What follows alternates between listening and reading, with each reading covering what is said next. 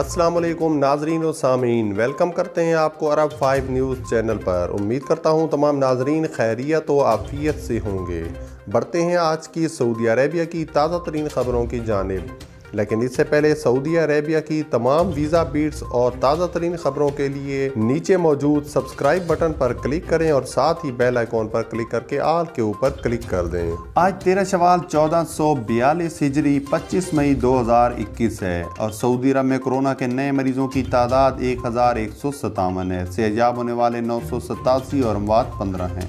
مکہ مکرمہ میں 357، منطقہ ریاض میں 320، منطقہ شرقیہ میں 137، مدینہ منورہ میں 100، جازان میں 60، اسیر میں 54، کثیر میں 45، تبوک میں 21، حائل میں 20، نجران میں 19، باہا میں 13، حدود شمالیہ میں 6 اور منطقہ الجوف میں 5۔ ٹوٹل مریض اب تک 4,42,071 ہو چکے ہیں، 4,25,677 صحتیاب جبکہ 7,264 اموات۔ اب بڑھتے ہیں آج کی پہلی خبر کی جانب۔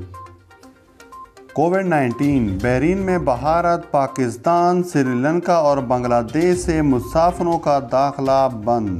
بحرین نے اپنی ریڈ لسٹ میں شامل کورونا وائرس سے متاثرہ ممالک سے تعلق رکھنے والے مسافروں کے ملک میں داخلے پر عارضی طور پر پابندی عائد کرنے کا اعلان کیا ہے۔ بحرین کے سرکاری خبر رساں ایجنسی کے مطابق 24 مئی سوموار سے بھارت، پاکستان، سری لنکا، بنگلہ دیش اور نیپال سے تعلق رکھنے والے مسافروں کا ملک میں داخلہ معطل کر دیا گیا ہے۔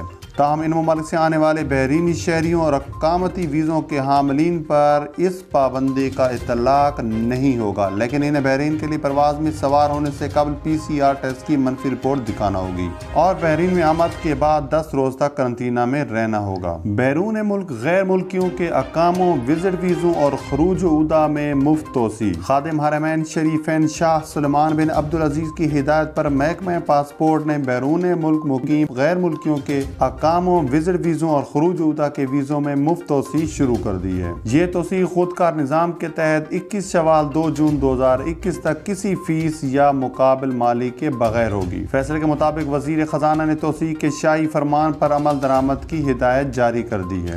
ذرائع کے مطابق قوی امید ہے کہ اقاموں اور ویزوں میں توسیع خود کار نظام کے ساتھ اسی لیے ہو رہی ہے تاکہ فلائٹس کو جلد بحال کیا جائے۔ سعودی حکومت اس بات کے لیے کوشاں ہے کہ مقامی شہریوں اور غیر ملکیوں کی صحت و سلامتی کے لیے درکار احتیاطی تدابیر اختیار کرنا اور ایسے اقدامات کیے جائیں جس سے مالیاتی اور اقتصادی نقصانات کم سے کم ہوں۔ محکمہ پاسپورٹ نے کہا ہے کہ اقاموں اور ویزوں میں توسیع نیشنل انفارمیشن سینٹر کے تعاون سے خود کار نظام کے تحت ہوگی۔ اس کے لیے کسی کو دفتر سے رجوع نہیں کرنا پڑے گا۔